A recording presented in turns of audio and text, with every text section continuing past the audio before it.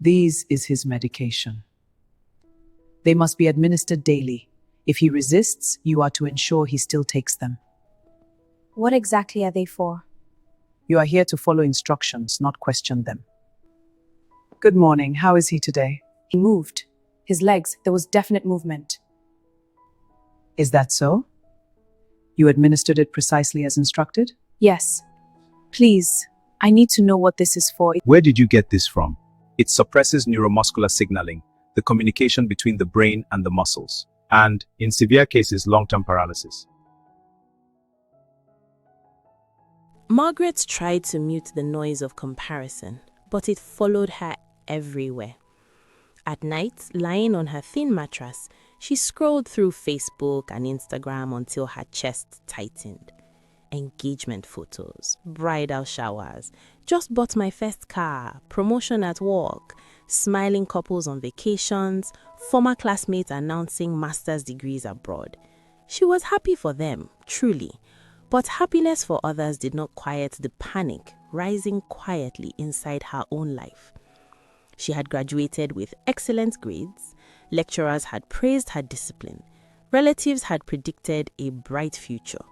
Yet 7 years later, she was working as a sales associate in a mid-range fashion store at the mall, smiling at customers who spent in one afternoon what she earned in a month. The store wasn't terrible, it just wasn't the life she had imagined. Every morning, Mrs. Adeyemi gathered the staff before opening. Remember your targets. Each of you must sell at least 500,000 naira worth of items weekly. No excuses. Margaret tried. She smiled until her cheeks ached, followed customers between racks without hovering too closely, learned which fabrics moved quickly, which colors attracted attention, which handbags were overpriced but somehow always sold out. Some weeks she met her target.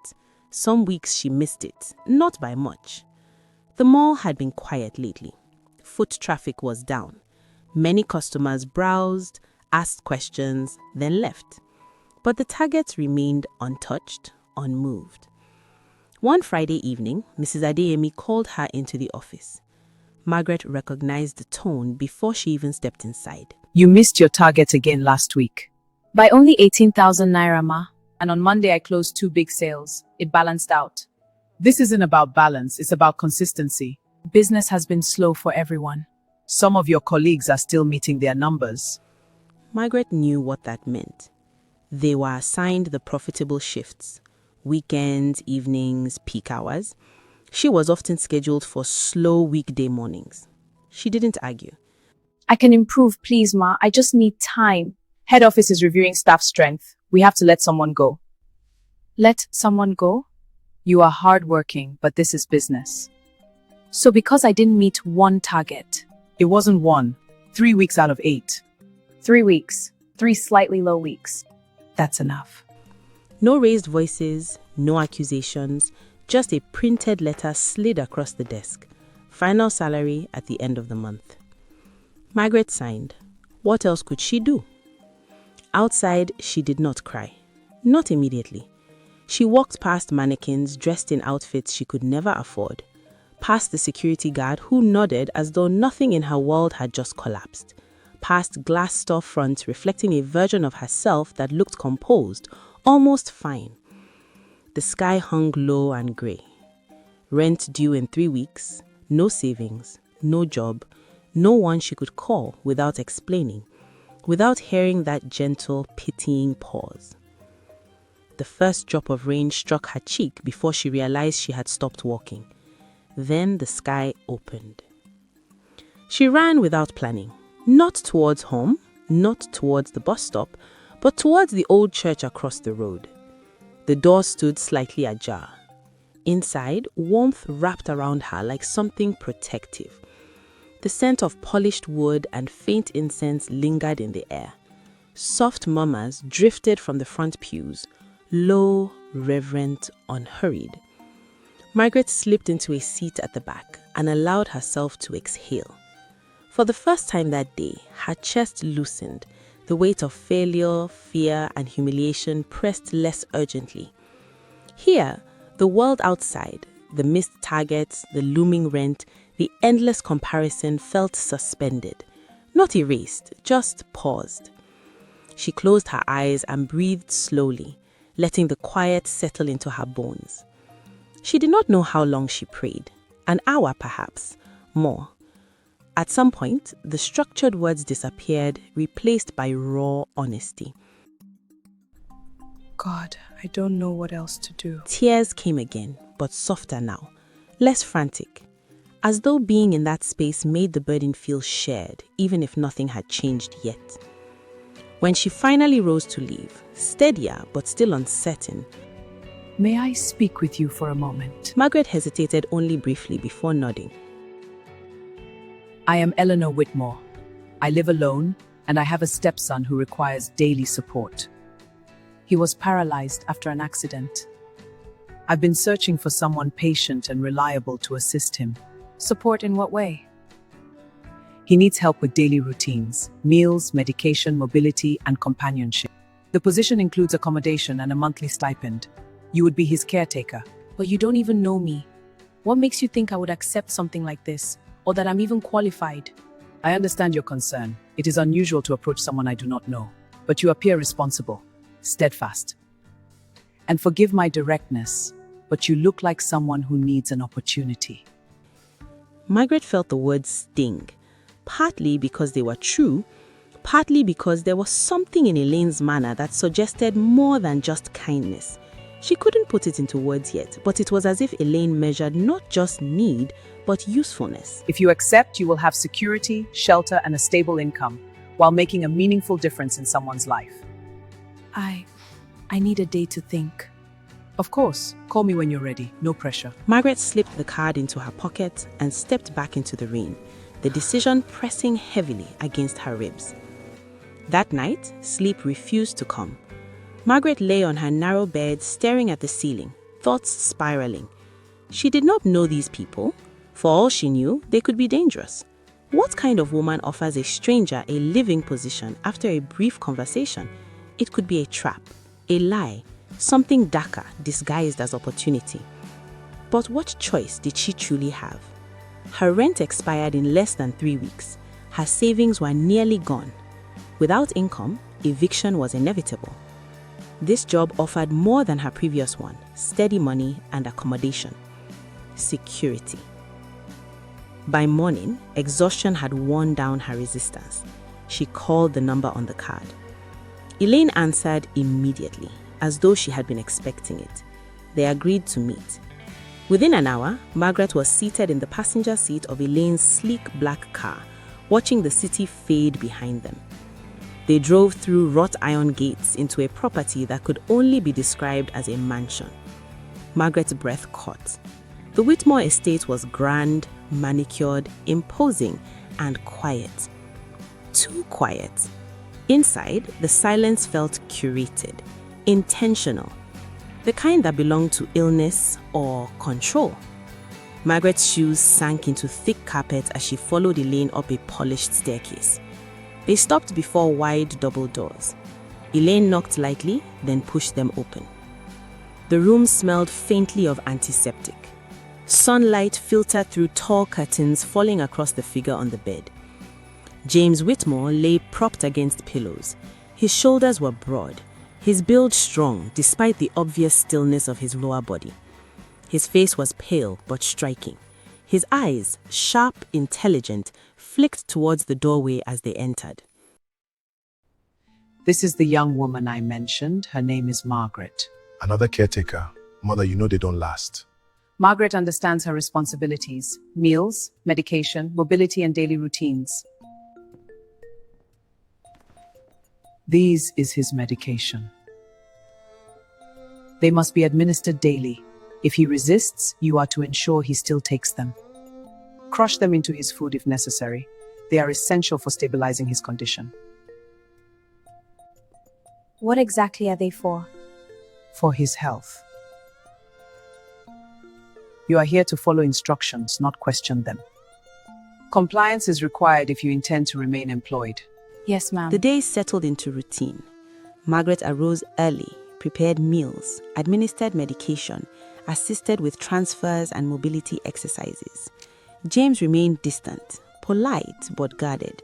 His responses were brief, his eyes cautious, not unkind, just wounded. Eleanor visited frequently at first, reviewing schedules, asking precise questions. She no longer lived at the estate, but her presence lingered, invisible yet unmistakable, like a shadow that measured everything. One evening, Margaret returned to her old apartment to gather her remaining belongings. Before leaving, she ensured James was comfortable.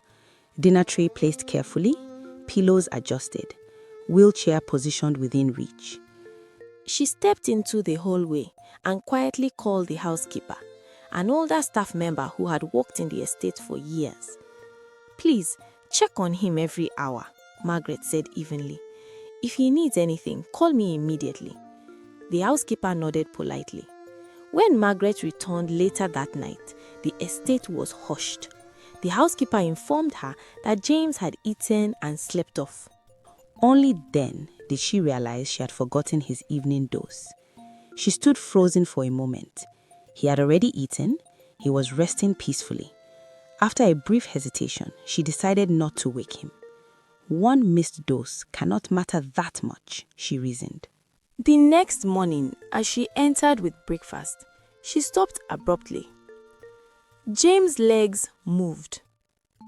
Not a reflex, not a faint twitch, a deliberate shift, slight bend at the knees. James, You saw that? your legs, they moved. I felt it. I haven't felt anything in months. Later that morning, Eleanor Good arrived. morning. How is he today? Better. He moved. His legs, there was definite For a movement. fraction of a second, Eleanor's smile faltered.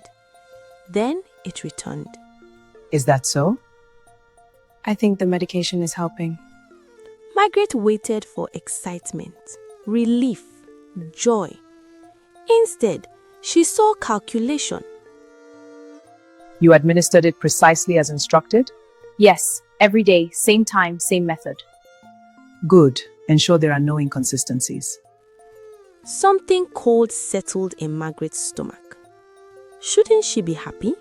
The next day, determined not to repeat her mistake, Margaret administered the medication exactly on schedule. Within minutes, James's legs grew heavy again. Still, unresponsive. Hours passed. Nothing. That night, Margaret lay awake staring at the ceiling, her thoughts loud in the darkness. Coincidence or something far worse? The next morning, Margaret left the estate with her thoughts racing. She avoided the pharmacies near the neighborhood and went instead to a small one several streets away. Quiet, modest, unlikely to recognize her or trace her back to the Witmore estate. She placed the vial carefully on the counter. Please, I need to know what this is for. It's for someone under my care. Where did you get this from? From his guardian. Is something wrong? This is not meant for home administration. It suppresses neuromuscular signaling, the communication between the brain and the muscles.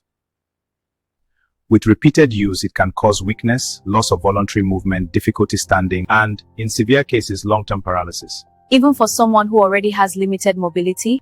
Yes, if there's any remaining neurological potential, this would prevent recovery. Medication like this is usually used in controlled medical environments. The pieces aligned with terrifying clarity.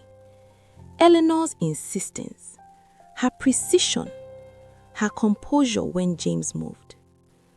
Outside, the air felt heavier.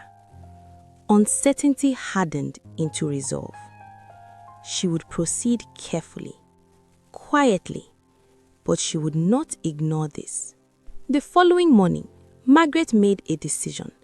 She would not administer the medication again, not until she understood everything. She locked the vial inside a drawer in her room and carried breakfast upstairs.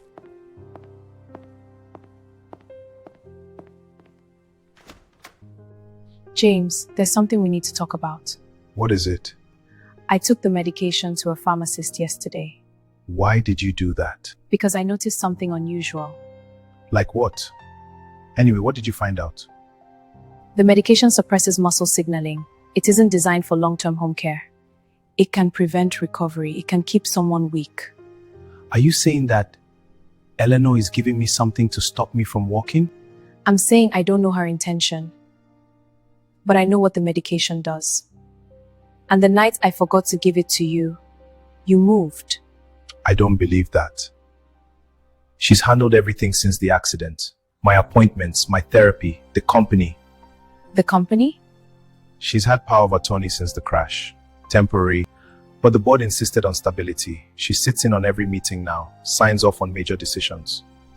She always tells me stress could worsen my condition, that the less I try to do, the safer I'll be. I'm not accusing her of cruelty. Maybe she believes she's protecting you. But this medication isn't helping. I don't know what to believe. Over the next several days, Margaret continued withholding the medication. The changes were subtle. A twitch of his fingers, a faint shift in his toes, a slight bend at the knee when he concentrated. Tiny, almost invisible, but real. James noticed. He didn't comment at first, but he watched his body differently now, less resigned, more curious. When Margaret mentioned Eleanor, he still resisted. "You're drawing conclusions from coincidence," he would say. "She's always been protective, controlling maybe, but responsible." Margaret stopped arguing. Instead, she focused on evidence, on consistency, on progress. One late afternoon, sunlight streamed through the tall windows, cutting long golden lines across the carpet. Margaret closed the door gently and wheeled the chair closer to the bed. Are you ready? I felt it before. Let's confirm it.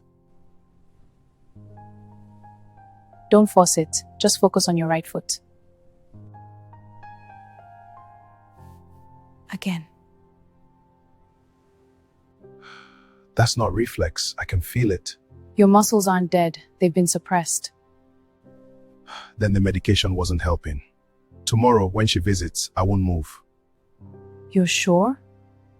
Yes, if she believes nothing is changing, she'll relax. And people are less careful when they think they're in control. The next morning, Eleanor entered as she always Good morning, did. James. Polished, Morning. composed, observant. How was the night? Quiet. Have you taken your medication? Yes. Good. Consistency is important. I'll check in later. Rest well. She looked satisfied that nothing has changed. Yes, she did. What exactly does she gain by keeping me dependent? Is this about the company my father left me? But she inherited more than enough for herself and her children. So what else could she want? I won't let her take over my company, no matter what happens.